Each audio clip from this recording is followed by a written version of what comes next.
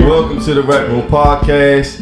This is episode 65. What's the title of this one, Trey? It's 66. Oh, 66? Yeah. What's the title?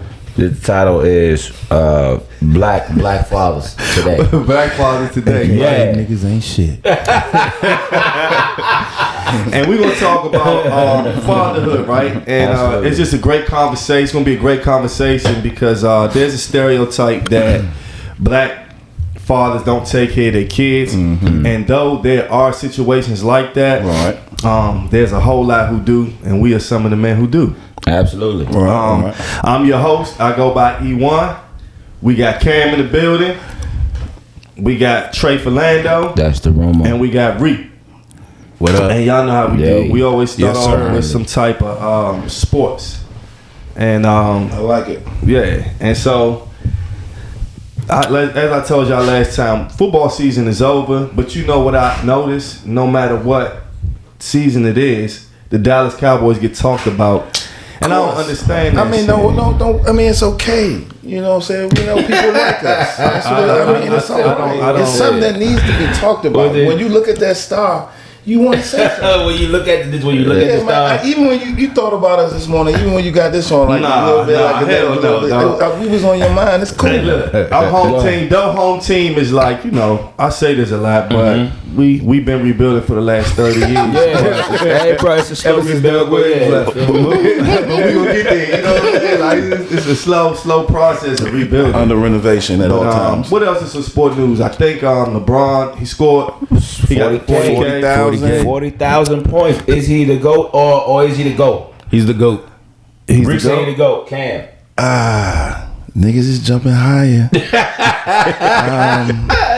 the explanation. Niggas jumping higher. I would have to say yeah. I would have to say at this point. I mean, like, when I see him, I'm just like, y'all know he about to just do whatever he wants to do. LeBron is, and he's not even. You can't even just let him say he's now. Like, here he come, he just like let him. Nah, he worked, bro. He worked. And he in better shape than the young boys that he playing against. So LeBron James is the greatest of all time over Michael Jordan. I don't know. Yeah, they both GOATs. In their positions, yeah, definitely. Well, I would tell you, let me say this. Oh, so you know what? This is good. Michael Jordan probably had more exciting moments. Mm-hmm. Okay. When he won athletically. Yeah, like when he won when he had the flu. Mm-hmm. Flu game. Brian Russell. His father passed away. 6 for 6 it was a lot. It was a lot at that time. Yeah. And then his team was controversial at the time, like Dennis Rodman. You know, him punching teammates. Yeah, I would say Jordan put teams to, like, he made the team. Like, if you wasn't nobody, he still made the team. I've seen LeBron do that, but I haven't like seen like, oh, Paxton, or you remember BJ Armstrong, BJ. So he got different things to his legacy that were exciting, you know, but 40,000 points is still a lot, but you remember those exciting moments, you know what I'm saying? That's true. Clutch. Do y'all believe that when they say that LeBron doesn't have the killer instinct? Nah, he has a killer instinct. And they showed it time and time again. Yeah. I just think that LeBron has the instinct to make everybody better throughout the game. And even at the end of games, which he started to hit game-winning shots later. But I just think that naturally he's more like a Magic. Mm-hmm. He's more like a Magic. Look at D'Lo. You feel what I'm saying? Yeah. So and Bron, he's the quintessential floor leader, just like Magic was. But LeBron is he's unstoppable. He is, but you know, you can't look away from the Black Mamba. Oh, like, yeah, Kobe, of course. Kobe didn't make his teammates better. You know, he didn't. That's true. But you know, if you watch him doing the Olympics, he did. The Olympics one. That was a fantastic documentary. That was a great way to pay tribute to Kobe. But those are other stars. Yeah. Like, those are other stars that have their own level of popularity. But just like with Dame, you were talking about Mike, when Mike came up, bro, when they put Kobe on that team, they was like, yo, this nigga is serious. LeBron was saying that. Yeah. So, you seen that doc? What doc? It's on Netflix. The 08 doc with Kobe and LeBron. Bro, you gotta watch that, bro. He brought the whole team together. Fantastic. Work ethic was vicious. Yes. Everybody was in the gym like him. He took the series to another level. So this is what I say. Damian Lillard is in the NBA.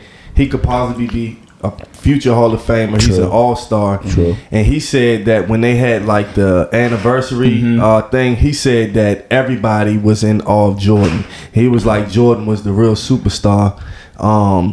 His aura, he said all the stars, basically like Jordan came in and was like a god in the joint. Yeah, I believe he really is. And this was where all the top 50 or the top 75 players were there at that time. LeBron was there. But they said when Jordan came in, it was all hell. It was all hell. Jordan laid the blueprint, man. Yeah, the shoes, the Jordan, game, like, you know what I'm saying? Like, that's him. The Wheaties box. in the NBA, like, come on, man. like, You know what I mean? $200 shoes. That's like, him, come on, bro. man. All that, dog. Jordan is him, bro. Yeah, man. You can't take that away from that man, man. Like, vicious with Jordan it. is him, bro. Well, let's get into this to the Black Father conversation that we wanted to have. And as you all know, well, what are some stigmas or what is some what have y'all heard about Black fathers that was negative? Niggas ain't shit. Yeah. That part. Yeah. Black fathers are never there. Right. Black fathers are never there. Actually, physically or emotionally. exactly. Even though sometimes they might even be in a home, they're not there. That's a whole other thing. Go ahead. Did you ever hear about black fathers not being there when you were younger, or did you start to hear that when you were older? Because I don't remember hearing that when I was in elementary school. I think that growing up, you had a lot of friends. You were just used to them, it just being their mom there or their grandmother there. But you were conscious of the fact that it was no father there, but it wasn't a real big thing to you when you were younger. But when you get older, you start to notice more. Well, right? Yeah. Well, honestly, I think it became a talking point at some time. Because even the CDC says that black fathers are more present in their kids' lives than any other culture or race or whatever. Yeah, makes sense. So, I think it just became a talking point, just like black people on welfare. All the Well, let me ask y'all something. Because I'm not sure. Did all of you have your fathers in your lives? Yeah, I had mine. My father was there. So my father was there through my very young years. Then he moved, and then it was it was a large gap, right? And so we probably got that relationship really back on track when I would say 13, 14, like when I moved in with them. But those formative years, that big gap, it played a large part in my makeup, in my overall makeup. I got you. So I had mine. With my situation, my parents were together till I was about like 8 years old. Okay. And then they got divorced, but he lived right up the street. So even though, my mom would have been described as a single mom, my father was there. We went there, every other weekend, helped with homework, the whole nine. Okay. So I was blessed to have that for the time I had. For sure. Yeah, same thing. People's was divorced, but I stayed with my mom. Same thing, single mother. But yeah, my father still stayed in my life.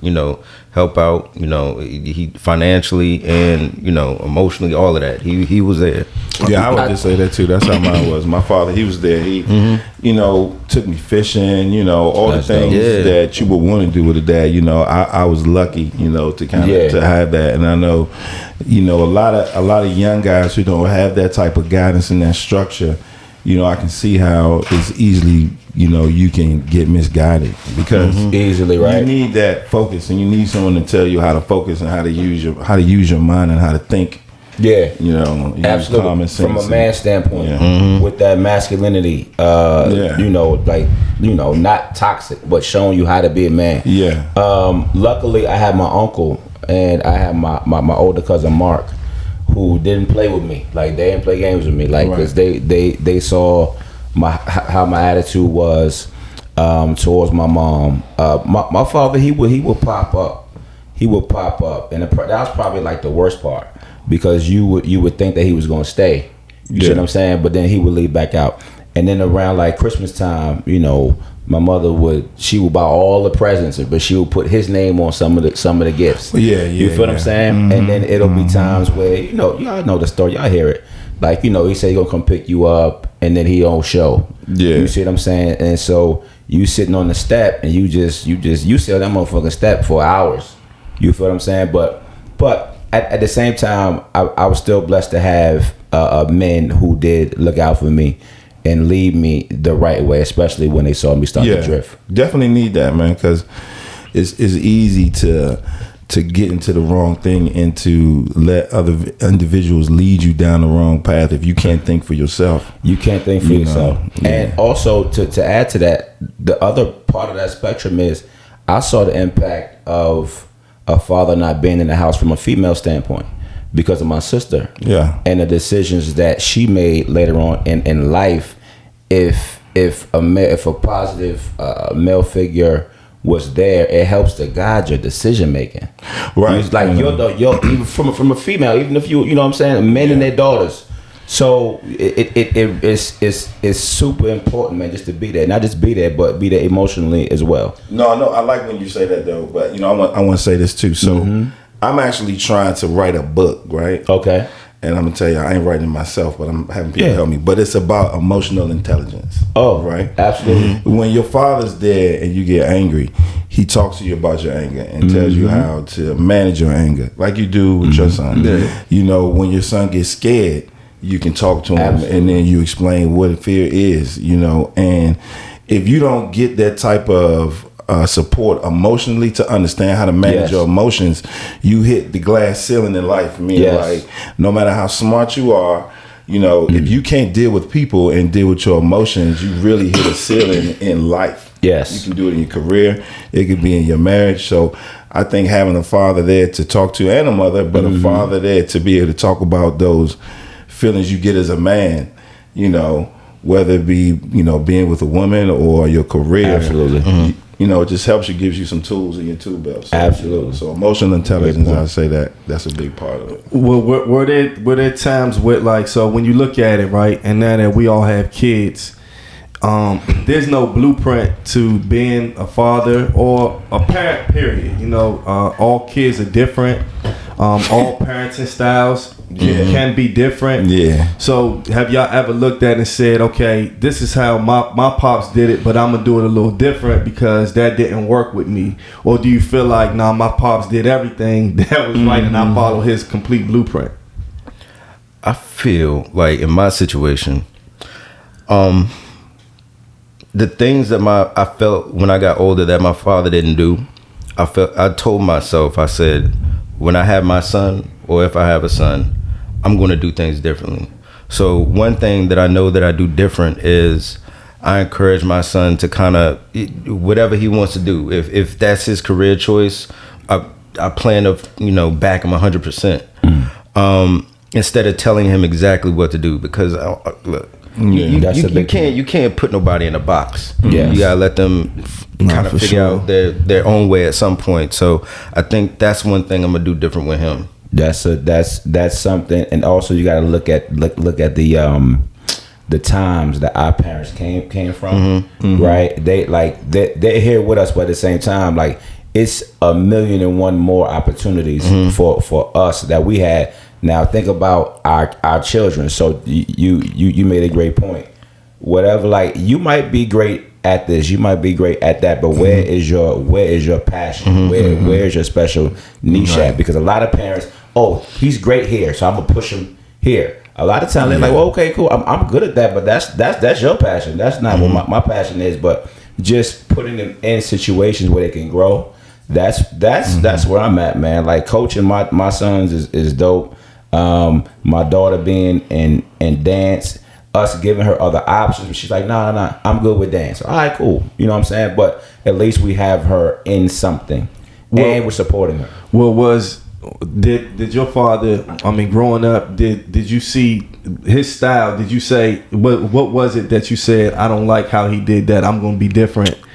I don't agree with my father. His stoicism. Where basically he's like, it was like no emotion. You feel what I'm saying? Like it was like even now today, like I really think that my father, we have a better relationship now, right? But it's still things in the closet that we ain't, you know what I mean? Yeah. But we can still coexist. He comes to the kids' games sometimes and things like that. But as far as his stoicism, meaning that he wasn't showing, he wasn't expressive. right? Like this is what I want you to. He'll be more so like, you know what I'm saying? So it's like, okay, so I kind of needed some explanation here, and here. Yeah. So you kind of got to come up with it yourself. My uncle, on the other hand, very expressive, overly expressive, like passion. He never grew up with his father. This dude was one of the best role models to have because he took me to work with him. He showed me how to lay carpet. He showed me how to roll up carpet, all kind of stuff. Where I needed those type of tools. But he was very expressive. My cousin Mark come in with the iron hand, like, no, this is how we're gonna do it. So I needed that. Some people grow up and they might be non-expressive, just like their parent. Me, y'all be around me. I'm like, no, right? My father like, so I would say I can relate to what you're saying, right? You get some firm hand, then you get some like. My father was the one. He always want to talk. He like my dad always want to talk. My father not like that. So it's like, and it's funny because you say I wouldn't change anything he did, right? Okay. But it's been situations where I was like, damn, here he go again with this bullshit. Like, it ain't bad, right? But I can tell the story. Like he used to be like, Cameron, there's 5 things in your life: your family, your job, your administrative duties, your religion, and then your friends. You know what I'm saying? Okay. So he would lay it down like that. And then most of the time he gave me sound advice, but there'd be times where he would act like, I call it light skin. I'm like, you being light skinned. No offense to you. But so it's wintertime. Hilarious. It's wintertime, and he took my mother in my truck to go take her to the metro. Okay. So he get back and he come inside and say, Cameron, your door ain't closing. I was like, what you mean my door ain't closing, right? So I go outside and look at the door. This fool has slammed the door 100 times trying to close it, and it's all bent up and it can't even close. Because he was slamming Because he was slamming it, right? But he ain't want to tell me that, right? He gonna tell me it was like that when he got there. I was like, well, how you know? Right? Bro. So he was not backing down either. He was like, it was like this when it was like this. I was like, all right. I said, you know what? I'm just gonna let it go. So I went and bought a whole new door and put it back on there. But I remember that. You know what I'm saying? Right. Shit like that. And even in that, I learned something. Mm-hmm. He, like big dog, little dog. I ain't do it. And then what you gonna do about it? Yeah. You better take care of that. You be like, I'm like, all right. That's on you. Sometimes it's a pecking order, right? It's so far I'm gonna go. Yeah. But other than that, he was great. I couldn't. He called me outside smoking with my friend. He ain't come embarrass me. Right. You know what I'm saying? He was like, yeah, take your friend home and then just bring your ass back here. Don't be smoking around here. All right. But never nothing detrimental, So growing up, if I could say if it was something, I think my father did good. He expressed a lot of love, and I think he expressed more love than he would have normally, but he was sickly. Okay. And I think that he didn't know how much time he had. And so I noticed that he was sometimes just, to me, I got it, but sometimes like overexpressive. It was like, to me, it's like we talked every day on the phone. And after we get off the phone, I always had to say I love you. He'd say I love you too. That's right. So I'm like, bet. So at that, I'm elementary school, I'm cool with saying that every time we on the phone, right? But then as I start getting older, about a teenager, I ain't want to say I love you every time we get on the phone, right? Yeah. Because you a teenager, so I'm not thinking like one day we in a whole different mindset. It was just like we would get on the phone sometime and he'd be like, I love you, and in my mind, I say it back. I'd be like, damn, I don't want to say that shit. But I understood it when he passed. It's like it all resonated. Like I understand why he was overexpressive or whatever like that. That's a good point. Yeah, he was the laid back one. And my mom was more the my mom was that, right? Now my question is this: as guys, right? Mm-hmm. And has there been a time where you tested your father when you was young? When you know what I'm saying, like saying something slick, or was there any time like that in y'all's life? He checked me. Yeah, absolutely. I got Mike checked a couple times. Mike check 1, 2, Mike check. Like, hey, look, you don't want to do your homework, you think you bad, like quick shove in the chest. Yeah. I didn't want none of that drama. I didn't want none of that smoke. But see, my father never put his hands on me and never did anything like that. Yeah. And I think the time that I did kind of lash out or say something that was unexpected, he didn't expect it. Like, so he was like taken aback. So, but he kind of left it alone because I think I hurt him like emotionally. The way so yeah, exactly, and he didn't know how to take that. So he left it alone. He may have put that on the inside, locked it up, and dealt with it later. And that's probably where I got a lot of my stuff from. Like that. I heard a story, right? And I can't remember this TV or not, but I hope it's TV. If it's probably real, I can't remember. But I remember I was watching a TV show. This old man was riding with his son in the car, right? Mm-hmm. And his son was like, "Can you take me over here to this girl house or something?" Right? He was like, "Nah, I ain't taking you nowhere. I'm tired of picking you up." So the son pulled the car over, opened the passenger seat, took a spot on the car. Man, that had to be bullshit. Ain't no way, dog. Ain't no way that was real. He was all funny too. Ain't no way that's real, dog. It's like my son just pulled So yeah, I would have literally got. So I'm about to tell you what happened to me. So tell you that. I was young. I was young, and you know, my father been in occupation where he's always armed, always. So I knew where he left his gun at when he came to visit. Right, he always have his bag with him. Right, so he go upstairs, drop his bag off, came back downstairs, whatever. So I immediately went upstairs and went in that bag. Right, so I called my sister. Oh, you bad in the room. You lost your mind. I called my sister in the room. The bag sitting right in the middle of the floor. You know what I'm saying? She had a baby doll in her hand. Man, I went in the joint. I grabbed the gun out, and all I wanted to do was just show it to her. So I pointed it at her. She dropped the baby doll. Ran downstairs. Told him. I went downstairs. I got the worst ass whooping. That ass whooping. It's changed my whole shit. You see how nigga just start looking up in the air? You just start looking up and ain't shit up there, but you looking right. Dog, that ass will be right there, all the way up sometimes to. Sometimes that'll be like that. My father probably come to about right here with me, but it's a respect level. My dad, you see what I'm saying? So I can say what I say. But I still take a bullet for my father just because of the respect level. Like you said, the pecking order. He's still my father. He's still your father. And I love him. Right. So it's just like, regardless of whatever, it is what it is. Yeah. You feel what I'm saying? But now he does the talks that we have are much better.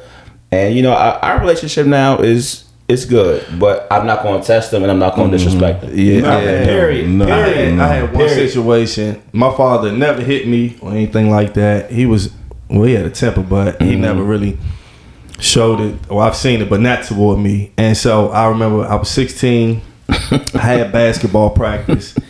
And he had to come get me early from basketball practice. And I don't know why it blew me. I'm like, man, why the fuck I can't stay? This is what I'm thinking in my mind. So when I get in the car, I ain't speak to him. I just got in the car and he drove me home. And I ain't say nothing to him the whole time. You slammed the door when you got in the car. And when I got out the car, I ain't slammed the door. When I closed the door, when I closed the door, I didn't say bye to him. And so I just went in the house, right? So he called me on the phone, right? He was like, don't you ever in your life get up, right? So so I had the phone. He said, don't you ever do nothing like that again, right? You lost your mind. So I'm 16. So in my mind, I'm thinking like, yeah, all right. Now this is how I'm thinking in my mind, right? Yeah, whatever. And so he talking, and so I had the phone, and I put the phone like this while he talking. And I don't know if he had eyes through the phone. He said, and I don't care if you don't have your phone to the ear. And I'm like, damn. You got cameras in this phone. Yeah, like, you know what I'm saying? He know that playing around. And the Bible said, he said, and you better call me tomorrow. Yeah. So what I loved about that is that he was correcting me, and he was like, it's no... Now that I'm correcting you and I don't live with you, you think that you're going to just not talk to me because you feel away. No, you're going to call me tomorrow like we talk every day. Yeah. And it was just, and he never had to do that again. You know, so that was the one time where I was a little, got a little. I want to say, that's my superpower today. I would tell you that's one thing I learned from my father. Okay. Me and him will go at it. And I go in, I come out, be like, what you doing? Yeah, at the end of the day. It's like he taught me, we can talk, but that don't mean you gonna go in your room and not talk to me for Right, you know what I'm saying? We ain't played, but I can do that with anybody now. You know, I be like, we had a conversation, but that don't mean I'm gonna go run over there and be scared and not go talk to you. You know what I'm saying? Like, because people need to. Every day you go through that. That's a superpower I think I got. You always been like that. I be like, man, you ever call me? I be like, what you bothering? Nah, that is that's real talk. So that's that. But and then what was my next question? Oh, so let's talk about let's move to what we talked about our fathers. Let's talk about us having children. Winging it. And being responsible, and let's describe parenting styles. Reek, in your opinion, or well, not your opinion, what is your parenting style? My parenting style is like this. I'm more of the laid back. I'll let you make your mistakes, but I'm also going to correct you. I'm also going to show you love. Emotion is not emotionless fatherhood. That's not me. True. I'm not going to be the emotionless type of dad. I'm going to put emotion into it. If I'm upset, you're going to see me upset. If I'm sad, if I'm disappointed, he's going to see all of that. And I encourage that within him as well. So, you know, just that full time, you know, let's talk it out. Let's if you got something on your mind, tell me about it. I don't care what it is. So that's the type of direction I'm going in. Are you the same? Do you different? What are the differences between parenting your son and parenting Nisi Pool? Yeah. So so Nisi, well, because of the age differences, is you know, it's more cuddle time with Nisi Poo, but with my son, it's more talks. Okay, it's more, you know. What's the age difference? Like, so he's 9 going on 10, and she just turned 5. Okay, so it's more. It's interesting. Talks. Yeah, it's more talks with him. More just kind of guide him in the right direction and show him exactly how to do things, even though he acts like a teenager. And like, you can't tell him anything. Bro. You can't talk to him about anything. So his I got this. I can take care. I can do this I can figure it out on my own. But you can't, right? Because you get it wrong. And no, I'll let him fail. How many times that happened? Yeah. I'll let him fail. But you know, I'm always going to be there to, even though I'm a little bit petty sometimes. So that's right. That's right. I want to do. Be petty. You can be petty. So. But I'm there if he ever wants to talk about it, or if he never needs to talk about it. Well, let me just start off by telling you guys, I have a thing for even going into this whole thing about talking about kids. It's like I'm like riding the wave in the ocean. Okay. If you're alone in the ocean, one thing you scared because there's sharks everywhere. Everywhere, scared. And then you got to go with the flow of all the shit that happens and pay attention to it. Right. Okay. I've had my feelings hurt so many motherfucking times by my daughter. I don't think anyone else can. Why you say that? I'm being honest. Like, it's cool. I'm like, can no adult hurt my feelings at this point? When your daughter hurt your feelings, it takes you a while to get over it, right? Yeah. And you know, it's funny, you were just talking about the difference between. I recently just told my daughter yesterday. I was like, baby, you know what? I'm glad I had a girl. At first, I wanted a boy, but I'm glad I got a girl. You know, because, you know, I'm a boy. I wanted a boy. Yeah. And I was like, damn, I hope she don't come out looking like me, because I look like a man, but she's beautiful. So I got lucky, right? You know?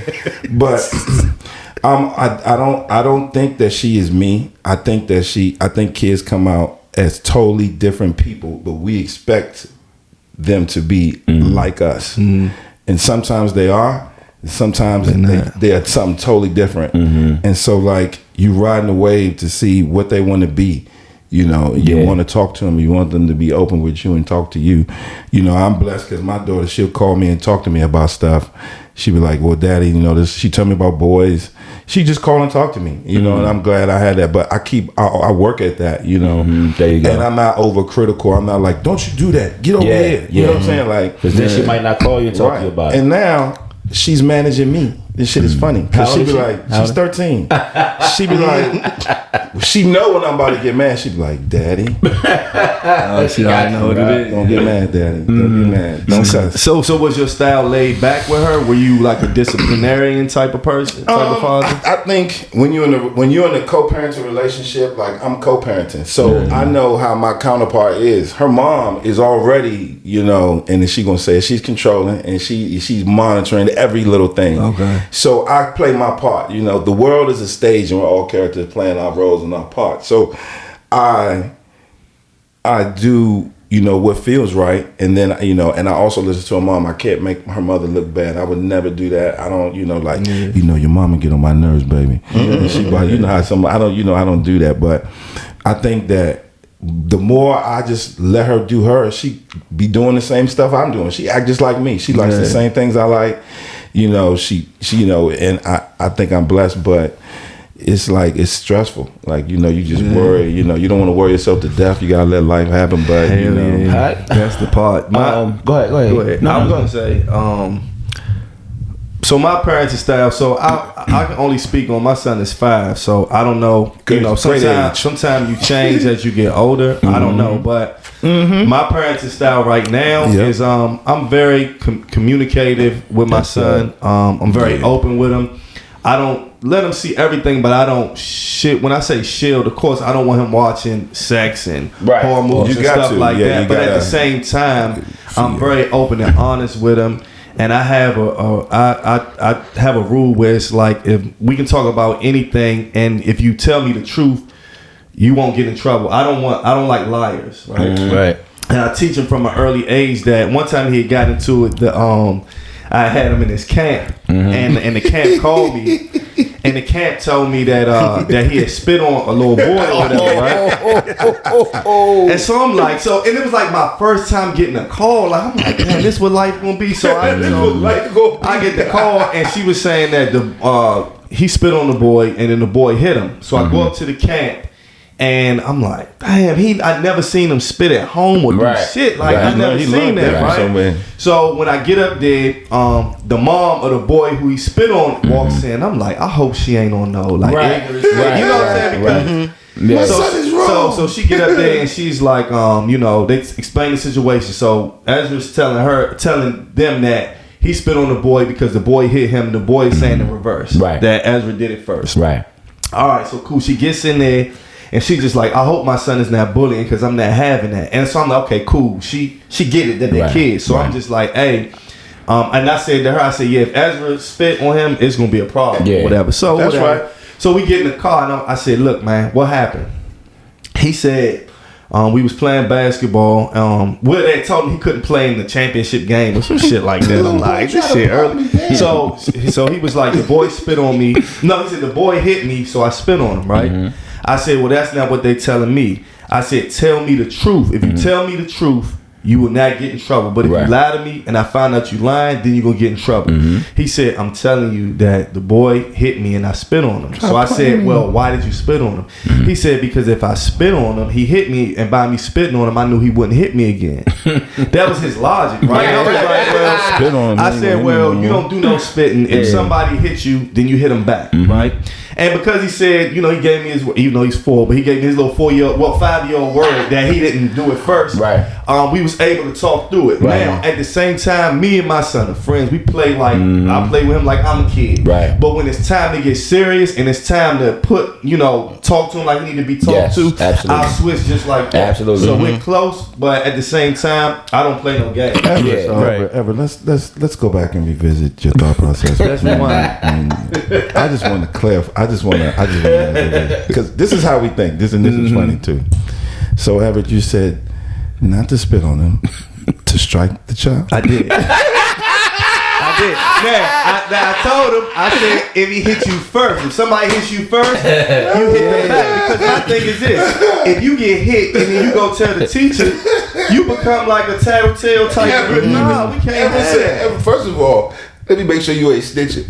That's number one. And number 2, you ain't snitching. You go punch him in the jaw. You get the back and you punch him in the jaw. Right? So no bullying, right? Yeah. No, big over your story, right?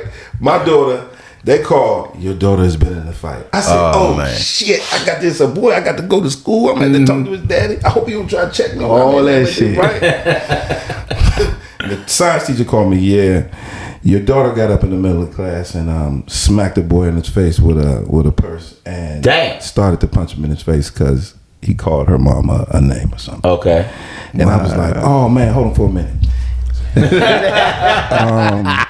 This is totally unacceptable. But as a parent, you don't want your child to lose in a fight. Yeah. You don't want your child to be the aggressor. Yeah. But the reality is, children are assholes. Just a lot of times. 100%. They're assholes. Yeah. Because they don't know emotional intelligence. If you stink, they're going to say you stink. Yeah, exactly. If you broke, they're going to say you broke. They going to tell you what you are. Hey, look. You ain't got a job and you ain't helping mom. They gonna tell you broke. Oh, you got a job and you ain't helping mom. Tell you business. So you gotta be able to be like, I'm gonna just take it in. Yeah, but it's tough. I would say that my style is. I mean, I'm the child. My style is. I mean, look, I'm a cool father, but let me tell you, just like E said, my switch is like so aggressive. It's like this, especially when this guy. He always says I'm aggressive. You know when I get you know when the switch go faster is when I hear your mother telling you to do something. And I hear your mother continuously telling you to do something, and then when you come in with the finishing move, the mother look at you like, yeah. I'm like, but no, I've been listening to them, not listen to you. Oh wow! Right. So that's where I come in. But other than that, I'm super playful. I'm goofy with them. My kids are involved in so many different activities, so they have their own lives. But at the same time, I still try to decompress with them. We laugh, we joke, we play basketball, we do whatever we got to do. But interesting points. I'm just thinking about I do parent from a lack standpoint of not having what I'm giving. So even if you don't have it, you still got to give it because you know what it feels like to not have it. Right? So I would just say I'm a tough dad, but I'm a very, very loving dad. I'm a very, very warm dad. I'm a funny dad. So I have a couple of different styles. That's kind of situation.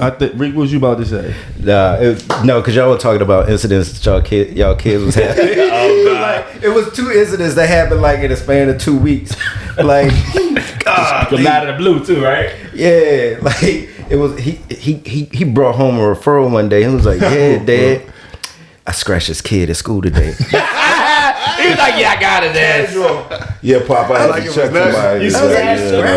He was like, "Yeah." They tried to check me. me. Dad, he touched me. He touched me like I didn't like the way he touched me. So I scratched him. I was like, okay. And he was like, "I thought you were gonna be mad." I was like, "Nah, you told me what was up. I'm cool." Well, what you gotta do is you gotta do. Exactly. But then, like a week later, he comes. I get a call from the school. Your son has been involved in an incident. I was like, okay, not an incident. Let's tell me what's going on. So something happened on a bus, and when I questioned him about it, maybe a couple days. Well, I questioned him about it on the day I got the call, but it happened maybe at the beginning of the week. He was like, "Dad, I don't remember." I was like, "How you don't remember? How old are that was a long time ago, like, Playboy. Now really want to know what you forgot. You ain't 90 years old. You ain't got Alzheimer's. You ain't got dementia. Like, come on, man. He's giving you plausible deniability. He doesn't want you to be involved. He doesn't want me to get involved at that time because he knew what he was probably wrong. Exactly. Yeah. So why let you know? Yeah. Now he's going. Now he's like, kids. All right, I'm gonna tell him this, but I'm not gonna tell him this. So there's certain things that once you realize what's going on, you gotta like put a stop to that and like figure out another way of going about it. Try to nip in the butt. I want to highlight something before we move on to the next thing. When you talked about arguments and when kids get into arguments with their moms, no matter even how big I am, it doesn't work when I intervene between two ladies. It don't work. I've learned to shut the fuck up. Really? That's the approach. You have to shut the fuck up. Look, seriously, like her and her mom are going through it, right? You know, I would be like, "Hey, Sit down, put it over there, everybody chill out. Right. No. Bruh. The ballistic shit missiles come for me. Yep. Now I'm the bad guy. Wow. And everyone's mad at me. So what I've learned to do, sometimes guys take this. Sometimes you gotta shut the fuck up. Hey, Sit your ass down. Do they ever say the mother tells them one thing and then they come to you? Of course. I mean, that is the constant alley-oop. That's all the time. They come out the moon knowing how to do that. Yeah. This is my daughter though. Go ahead. This is hilarious. This is what I know because my father used to call me a little con artist. Right? Call me a con artist. She'd conning people, and I was. Yeah. So my daughter, she does the same shit, but she do it better. She come be like, Dad, Mom need to get rid of that bed in that room because I can't play my 3D game in there and it's getting in the way. And I was like, well, you know she's not going to get rid of it. She's like, what I'm going to do is I'm going to subliminally tell her that she should get rid of the bed for the whole week in little ways. And make her make the decision to get rid of the bed herself. So the whole week go by. So the whole week go by. I'm like, this ain't going to work. Right. I get to the house and Sharice then broke the bed down and is getting rid of it. And the bed is now at my house. So it worked. She was like, Daddy, I told you. I was it like, worked. What? You know like, what? How did you do that? You know what? You made a good point. You made a good point. Well, to me, everybody have a different opinion, but to me, it was a good point when you were saying that sometimes some people may expect their kid to come out just like them or act just like them. And one thing is that I'm not like that. Like I want my son to be an individual. I'm gonna show you everything. You gonna participate in everything, but I want you to be you. You don't have to do something because I used to do it. I'm not gonna be pressing you to play basketball. Right. I played basketball. No, that's when you mess it up. If you want to play, then cool, and I'm gonna introduce you to everything. But in terms, even personality, like you're you. That's why, and it's so weird, right? Not weird, but it's like when he was born. My wife was asking me name him after me. Okay. And he would have been the third. And I was just thinking to myself, and I was just like, I know a name doesn't mean everything, but in my mind, I just wanted him to have his own identity. Right. And there's nothing wrong with having the same name. I had the same name as my father, but when I had him, I was just like, nah, like his name can start with an E, but I don't want it to be my name. That's what we did. Him. You feel that type of thing. And that's just me. Everybody, that's how I handled it. And if he had my name, would have been cool, but nah, you're you. And I want you to be you. I don't expect you to be me. I expect you. I want to raise you the right way, but you're gonna be who you are. And here's the funny part. Once you let them do that, watch how they are really you. That's the funny part. Like once I take my hand off the wheel, genetics take over. And to be honest, I'm the same way. And the funny thing you talking about being a teenager. When you was a teenager, you so trying to be yourself. You not want to be. You trying to figure yourself out and be independent. And you like thinking you ain't gonna be nothing like your parents. You just like my mother. And then I go on vacations with. I've been on vacations with my parents and got inebriated with my dad, and he buying $300 bottle of wine, and they bringing me salad and with I said, Dad, it looked like soap on my salad. It was like salad dressings. He real uppity. He bougie. But I like to hang with my pop. You can hang with your folks, man. Like he be like, Cam, you going to the bar? You want to meet me at the bar? We go hang out. Yeah, that's dope. Cam, you said something that was really important earlier. You used the phrase co-parent. Co-parent. Yeah. It's actually a thing with co-parent versus single parent. Right? Yeah. So when you say co-parent, can you explain your point? Yeah. I would say another stereotype is that when guys get have a child, they don't support their women. But when you actually co-parenting, you're going to the doctor's appointments, you're going to school. You're going and taking, you're participating in the daily activities, or trying to best to your schedule. Yes. And then you're also there emotionally talking, calling, talking with the mom. What do you need? Is everything okay? That's a big point, and right there. That's the biggest point. And to be honest, it's hard for a lot of black men in the beginning because, and this is a good point, a lot of guys, they're like, well, I'm not going to go around if the mom ain't going to be with me. You're not going to be with me, then I'm not going to be a dad. That's the biggest thing. Right? But see, here's the game, though. And I'm glad this on the podcast so I can teach y'all the game. Go ahead, talk about it. The game is this, OG. If you do what you're supposed to do and take care of the child, the mama gonna want you. That part. Right? That's the name of the pod. The mama gonna want you. The mama gonna want you because when you was there living up and she was doing everything, you wasn't doing anything. Now when you're on your own, you really got to do something. Because now you can't let the mama go and be like, hey, baby, I see you. So now you doing it, you showing up, and she like, oh shit, he didn't. That's attractive. Oh, he didn't change. Oh, he's showing up here at the thing. He doing this. Okay. Oh, maybe. So if you really wanna, don't be crazy. Don't slash your tires. Do the opposite. Don't show do her. the Do the opposite. Give her space. You know you messed up. Give her space. Go ahead and fix it. Right? Take care of your child. Take care of your child. She's gonna be with you.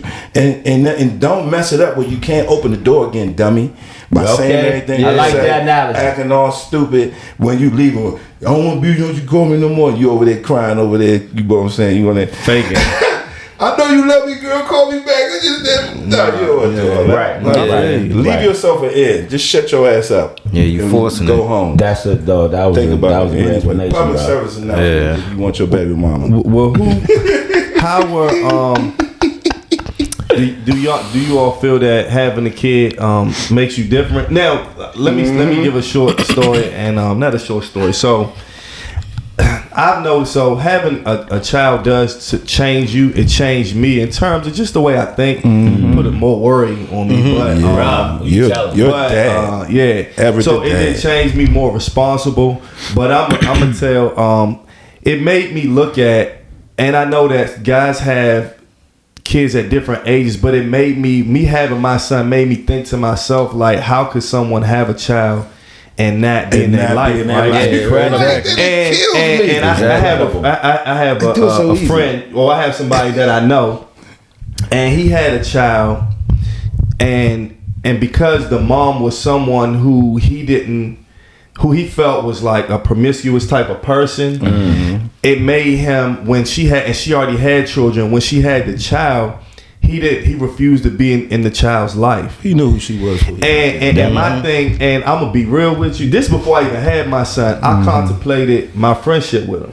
And I never told him this. Yeah. Because it would affect me. And one day on Facebook I saw a picture of the child. I'm like, dang, she looked just like my man. And it was bothering me, even though it's not my situation. And morals, you got morals. And I sent him the picture, and I said, this your daughter? I said, you don't feel nothing? Right. And he was like, nah. You kidding me? That's crazy. And I was just like, and I really was like, damn. And then sometimes, I think, and I'm like, dang, when he talked to me, he asked for so many blessings. Don't get me wrong, we all fuck up and do shit we shouldn't do. So that don't mean you're not gonna be blessed because you may do something negative. But I'm just thinking like, this is a life, and it's like you want so much from God, but it's like you got a daughter out this joint that you just ain't gonna do shit with. And it's like, if I zone on it, I really won't fuck with you. It's one of my best friends, but it's like I get it's all type of situations. Sometimes you may have a child, and then the woman moves to another state, and then you fighting, and you in court, and you can't do it, and then the child's growing up. There are all type of scenarios where a woman can make it tough for you to take care of your kid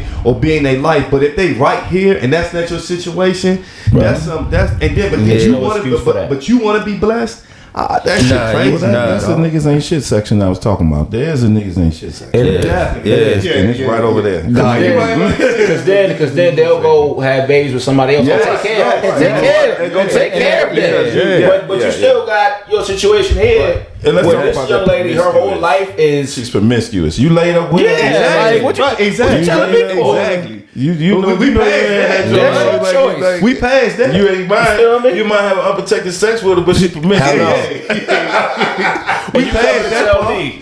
Yeah, man, but unfortunately, there's so many kids crazy out there who are affected by what we just said. Hell yeah. You know what I mean? But it's a vicious cycle. It's a vicious cycle. It is, bro. Right, vicious cycle. It's like watching National Geographic. Most of the mammals don't stay with their mate. You know what I'm saying? Like a bear go take another bear up on the hill, the girl bear, and they stay up there for weeks. Yeah. And men come and try to kill this dude while he's trying to make a baby. And then he rolls out. He go. You know what I'm saying? Like, and you look at the world around us, we are like a cultural society where we have rules and laws around relationships. You marry, being divorced, you have a baby, you say, I don't care about the baby. I don't know how but you done laid up with a girl and you didn't have the baby. So it's just like a vicious cycle, and everyone has a choice. So it's like, you're not gonna get everyone on the same accord. No. You can try to educate and try to tell people the best, but if a nigga ain't gonna be shit, a nigga ain't gonna be shit. That part, I mean, but again, that's why we having this show now. We helping our kids to make better decisions. Yeah, to make better decisions. We ain't saying that they're gonna be perfect, but it is bro, just the numbers of just fatherless households just by making a bad decision. Or sometimes a young lady thinking that just having his baby is gonna keep him. Yeah. It's so many bad decisions. Bad decisions. But it's it's no foundation. It's just reactions. It's just impulse. Yeah. Right? And then these pregnancies occur, and then you're looking at the person different because you was never really in love with them in the first place. Right? Yeah. And I've watched my sister. I've watched her relationships. I watched her try. I watched the abuse she's gone through, you know, and then it's not easy for women too, to be honest. It's definitely not. I mean, it's definitely not. I watched the Wendy Williams special. Like, Wendy Williams got some on Netflix. I don't know if y'all seen it. Yeah. And she talked about the whole thing where she went through with Kevin, her man, you know, and you be married to somebody and you build this castle, and then the castle gets knocked down, and then you got to rebuild it all over again. You know, that's kind of what we do. You know, in relationships, but. Being a father is a big responsibility, and I just don't see, like ever said, how can you not be in a child's life when you're not? How can you something not that you put into this world? Like, it takes a special guy to be that. But I think, you know, at the end of the day, you're gonna pay the price because the child is gonna know. And then when you try to reach out to that child, then you're gonna reap the bad benefits of you not being there in that child's life. You know, where you could have been. So let me ask you this. Ask y'all this. When you had a child, okay, no, we all work and everything like that, and then do you feel like when you had a child that it put you more on a grind mode? Like, did it make you want more as a person? Like, okay, I got a child now. I need to really make this money, or now I really got to make sure I focus and stuff like that. Did it change you like that, or you already like that, Reek? It definitely no. Hell no. Just to be real, yeah, because like you said, like we talked about earlier, you just riding the waves, you just floating along, you know, you cool with whatever you got. Yeah. But like once you get once my son came along, you like, oh shit, now I really got this is a real person. You know, strap with my boots, and I really got to support this cat. Yeah, I mean, daycare ain't cheap, fam. Bruh, you know what I'm saying? at all. So what? So no, insurance? that changes. All of that. It changes your whole mindset. Yeah. So I had to change my whole mindset. So I'm not just sitting around, you know. All right, I'm cool with whatever's going on. Nah, you can't be a bum, but you gotta be motivated for bigger and better things. So you can't just whatever career that you can't. Oh, I'm cool with what I'm making right now. No, because he's going to want more once he gets older. And shit costs. Daycare ain't cheap. College ain't cheap. None of that shit's cheap. So. And then I be wanting my son to have like. I do a thing where he's small, so he ain't been getting no report cards and all that shit. But I'm saying, I can imagine you right there. But I'm the type, but I want him to have shit. You know what I mean? But work for it. If you come in with fucked up grades, you're not getting shit. Yeah. But if you work for it and you take care of your chores, I'm gonna teach him that when you work for something, you get rewarded for it. But if I don't have the money to reward you, then what, right? So I always been, I feel like a focused person and stuff, but I think more future now. You know, it's like, okay, you 5, but time go by fast as shit, and 5 gonna turn to 15 like this. And so it's just like it put me in a more preparatory, if that's a word, type of mind state of like, okay, now I really look at my finances, now I really look at my retirement, now I really look at the fund. You know, it's like I'm really paying attention because I don't want him to be able to, you know, I think about when he turned to a senior, he need a car. I don't want to be like, damn, we ain't gonna be able to get him no car. That's always me personally, or shit like he going to school and I want to have scholarships, but I want to have money for him to go to school. I just want everything that I can do for him, and I don't want him to not have it because I bullshitted. Like I could have done it, I could have did more, but I was just chilling and didn't. Man, I can't do it. Yeah, my kids having my son. First of all, I was man with my luck. Man, I don't know if it was trauma or whatever. The further in the pregnancy my wife got, I was like, man, I hope something don't happen to me before my son is born because I want to see him. Like I was like in my mind, I was like, damn, like you were like, damn, intrusive thought. No, but I it's a thought. I was just like, man, I just wanted to see him, but I wasn't seeing, right? Yeah. So anyway, I have them, and then automatically it's just like it should bring out a part of you again, a more protective person. It brought out an entrepreneurial side to me. It brought out an investment side to me, and it awakened something that's inside of you that I just started tapping into my creative stuff. Like, how can I make more money to save for him when he gets older, and so all the way to now, we always talking about investments and where to put stuff. That's for my children.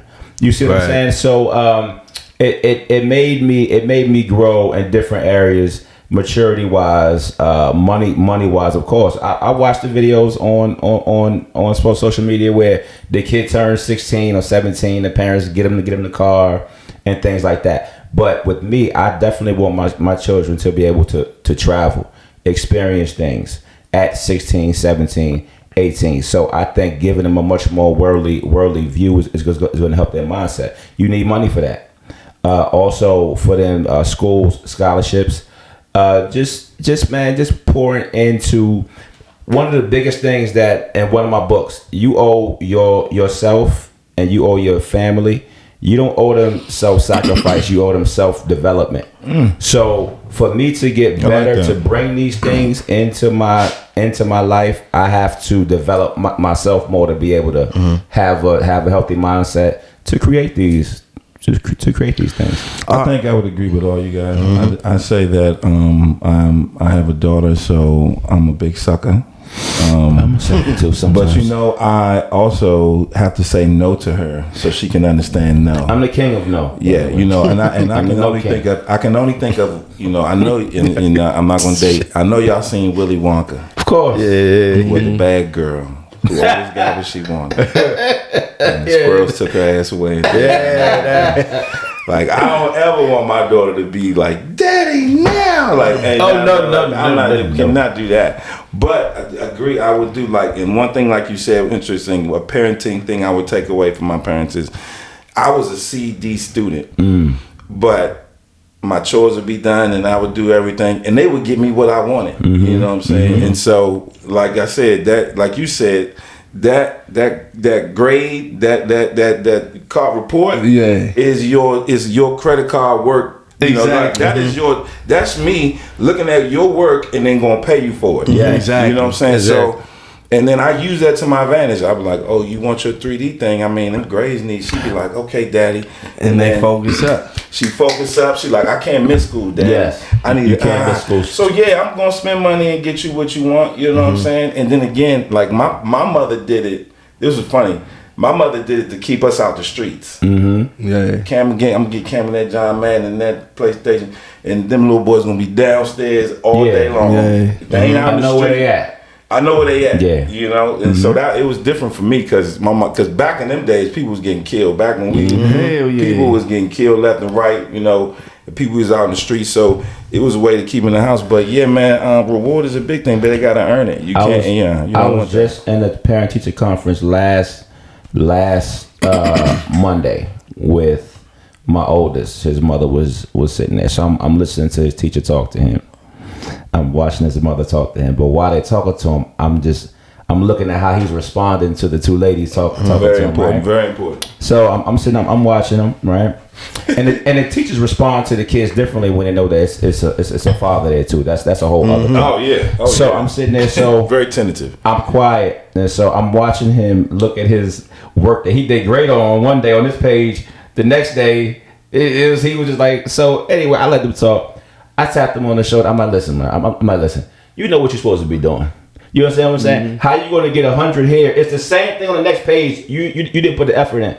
And I said, look, sit up straight. So he's sitting up straight. So I'm not downing him. I'm guiding him. Yeah. Along with hey, listen. This is your teacher. This is her job to make you better. So it's the reassurance that us as men who are still developing ourselves. We're not perfect, but we understand. We want something right for you, and you're going to do it. You see what I'm saying? So my kids don't ever come to me first for anything. They go to their mother because they're like, Daddy going to say no. You know what I'm saying? So I want to add on what Ken was saying. Right, Go right. ahead. Think about this, right? So we all kind of had kids either in our late 20s or early 30s. And so I think some of the way that our outlook, we have a mature outlook. There you go. Right? But my question is, and of course it's maybe hard to think about that, but let's try to imagine if we were in our young 20s and having kids, do you think that we would be in the same mindset? No, Bro. I would not be. Bro. And No. I'm glad. I wouldn't have been married. There've been Say it again. I wouldn't even have been married. No woman life would have been better as me as a husband in my 20s. You know, Exactly. And I would have made your life worse. I watched. You know our friends. Me and Everett watched our friends have babies. Hell yeah. And seen the shit that they went through. Me and Everett be ride home together like, you see that shit? Yeah. That shit. We ain't had no babies. We ride, we chilling. Yeah. You know, It changed your life. It changed your life. Yeah. And then like the relationships and the damage you go through at that age and not being prepared can really set you back. You're not. Because you're not fully established. It's life altering. You still growing up, and then you having a kid, and it's like, don't get me wrong, I know there's great stories of that. You know what I mean? But it seems like most of the time, the child has to deal with. You always hear a lot of parents, if they're young, especially fathers, they feel like they start being a better father as they got older, right? Because they still developing and growing. And the younger you are, even if you have a kid, you still want to be outside. Yes, you still, you know. So I'm thinking back. Yeah, I feel like if I had a child at 20, 21, 22, I think I would have been the best father I could be. But I'm still trying to establish myself. It's just like I don't know that. I'm glad that it didn't happen that way, because I just don't think I could have been. Well, you tried to though. Like our parents, like like my sister and brother had babies when they were real young. Yeah, so mamas don't have a choice though. My mother was like, you see what I'm saying? She was like, Cameron, I watched it. I didn't even want a child after I seen all the crap they went through. I was like, mamas a little different. They it's like they really have to grow. They don't have a choice but to grow up for the most part. Right. But fathers get to kind of come and go a little bit. But that young woman's life is forever altered. Yeah, they're thankful for their child. Yeah, I get all that. But their life is altered. Like you're making decisions for your child now instead of thinking about yourself. You probably not even 20 yet. But sometimes my sister had my niece when she was 17. Right? That shit was hard. Because you got double the responsibility. And you got double the cost. You got to pay for insurance now. You got to make sure the baby can eat. Then grandma become the other mother. The mother, exactly. You understand what I'm saying? A lot of times, that's kind of what happened in my. That's what happened. A lot of times, the father's mother don't want to really be tapping in too much, and then it becomes much more of a stressful situation for you. Go ahead. No, I was going to repair what you was just saying. No, you 100% right. Yeah. Well, let's get into roles, right? And this is this is a good conversation. Play their part. Yeah. So in a household, and in a child's life, I'm gonna ask Reek first. What do you think a man's role is? Shit. Oh, man. Shut his ass up. Yeah.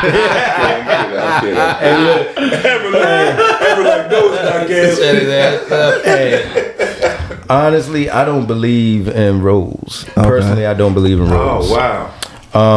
Everybody contributes. Superman music. Look, got him.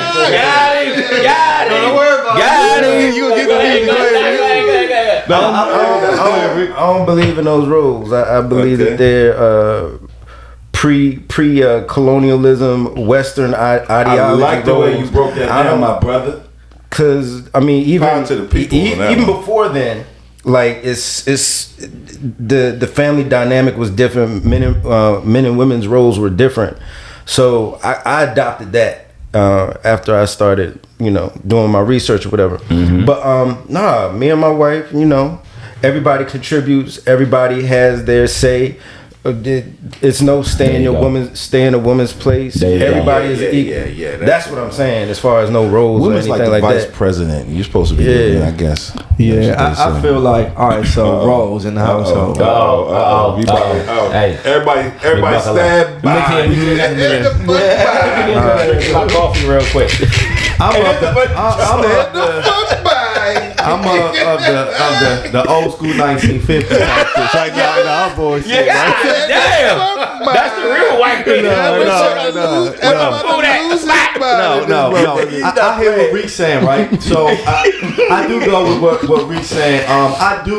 So when I say roles, I do believe in roles, but not where it's like, okay, in my mind, I got a checklist. I'm a man, so I'm gonna do this one, this one. You're a woman, you gonna do that in that type of way. But I think that if you are when it comes to raising a kid, if you're doing it the way you're supposed to, the roles naturally take care of themselves, like right? the disciplinarian or something like that. A woman is going to be a natural nurturer. You're gonna be, the logical one and stuff like that. And I feel like a man should at least be able to make the ultimate decision for some things. It just depends. Nah,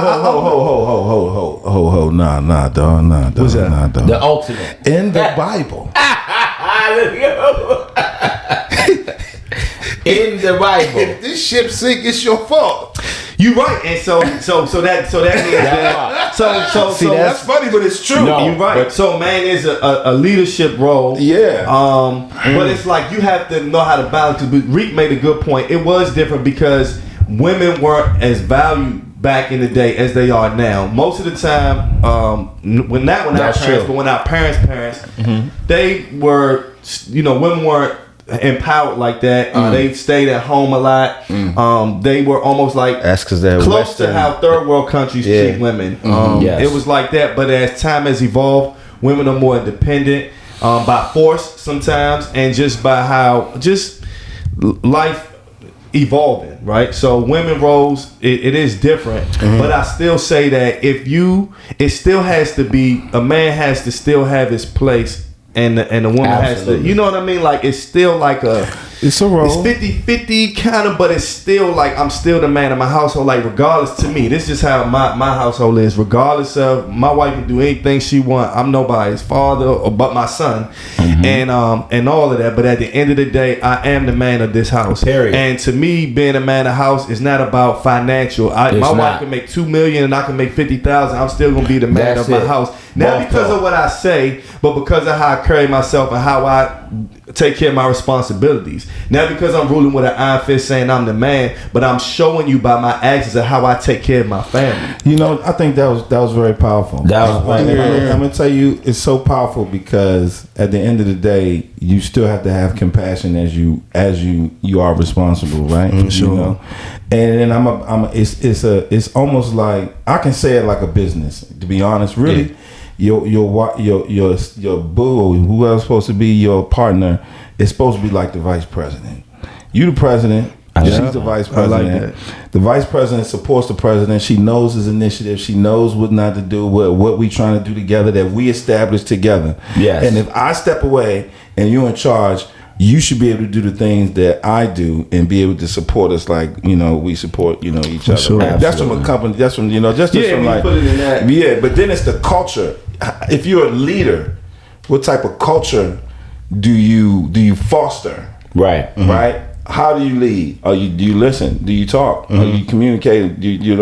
And that leads to like what Everett's talking about, like where it feels, where you get the feeling like it's all one thing. Yes. Like we're all together because we understand. But it's a difficult thing. Everybody can't get there. A lot of people like that because people get on your nerves. It's tough. Before you say I do and all these things, do you guys agree with people living with each other like before marriage? I think you see how it is. You got to, because that's real life. I mean, listen, I'll be honest with you. I'm not trying to say, people, y'all can say yes or no, but you really get to know someone when you live with them. Yes. When you wake up in the morning, you see what they do, when they go to sleep, when they get irritable, how they act when they ain't got no money, when tragedy happens. Yes. That's really how you get to know. And you know what? And the other way can work too. You just got a little more work to do because you're not going to know the person as much. So roles in my house, I asked that question for a reason.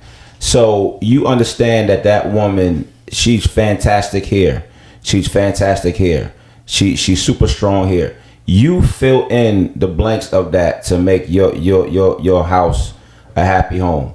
She doesn't have to do the dishes. I do the dishes. Yeah. She's great with the bills. I'll clean. There you go. She's great here. She works late. I'll make sure. That's right. I'll make sure the clothes are washed. I'll make sure the clothes are folded. She get the kid. You work together as a freaking team. Right. So monetarily, all that other shit, yeah, okay, cool. You taking care of monetary, but inside the household, when they get home, they have to feel safe there. They have to feel comfortable there. Yeah. They have to feel like they're heard. You too.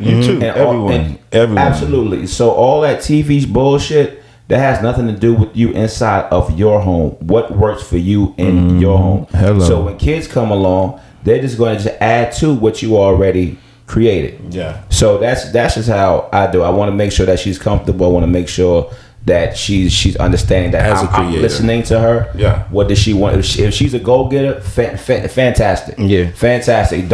If she want to go for this degree in her 40s, you do what you got to do to support her. And vice versa, because women always give up more than men. They give up their bodies when they have kids. They're naturally more giving. That's what they naturally want to do. They're looking for someone absolutely to give it to. But they are looking for somebody to give it to. and then once you what you mean by that? But bro, that's a whole pop. That's the name of the pop. But anyway, just listen. Always keep adding on. Always keep developing, man. Just try to become the best version of yourself as a man. Everything else going to take care of itself. So this is we're gonna close with this. I like to close with some advice. So what advice would y'all give to a young man, a man period that doesn't have a kid yet? What would be the advice you would give him before having one? Now that you have children. Advice I give to somebody, let's say, I tell them to keep an open mind. True. Keep an open mind. Don't be closed-minded to parenting styles. Don't be closed-minded to, other people's opinions. Tread lightly when it comes to other people's opinions, but still, just keep an open mind to how you raise your kid. True. What would you say, Trey? What advice? I would definitely say keep an open mind, but try to give barriers at the same time.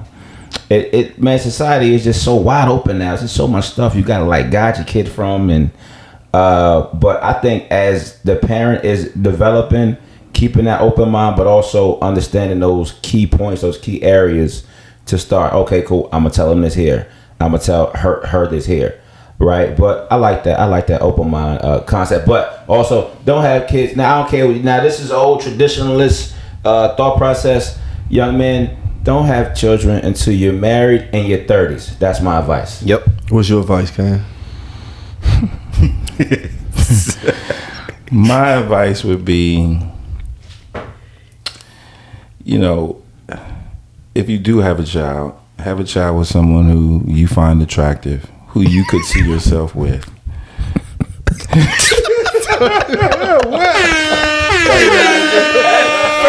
make sure she's attractive. You got to be attractive first before I start talking to you. I like how his voice changed though.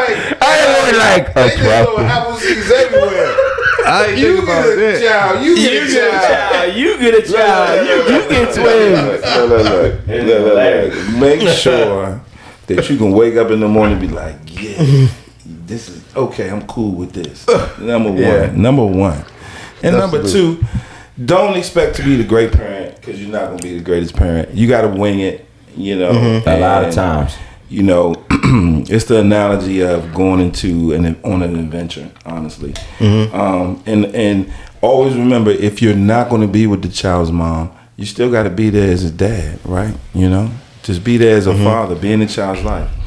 And if you're one of the crazy baby daddies out there, no kidnapping her, no going by in the middle of the night, stop fighting, stop sending them emails looking like a fool because you looking like a fool. Text. Right? Why don't you just chill and be a good daddy? Yeah. And then maybe she might give you some from now and then. That's a good possibility. Don't throw rocks at her. She might give you a little booty. Don't go by there acting crazy. You ain't got to do all that, right? You don't want to go to jail, right? It ain't worth it. Yeah, and think about it, man. Everybody, we trying to chill out in these streets. So my advice would be, the first thing I would say is, before you even think about having a kid, try to establish yourself, because a kid does change your life, and it does matter when you have them, the age and all of that. Yes, sir. So that's the first thing. The second thing is, and this probably will sound cliche, But my advice is if you have a child, I think the best thing to be is married. And this is why I'll say this, and I'll speak from my perspective. I love it. Only reason I say that is because I know I'm the type of person that I would be blown if I, have a child and then me and her are not together, but then she has another guy around my child. Shit like that would eat me up. You know what I'm saying? And teach them how to ride the bike. All that shit, and that's a whole nother level to deal with. Now things happen. I'm just speaking of ideally, but if you don't really see yourself with the person, at least things happen. You all can be together, then break up. All that shit happens.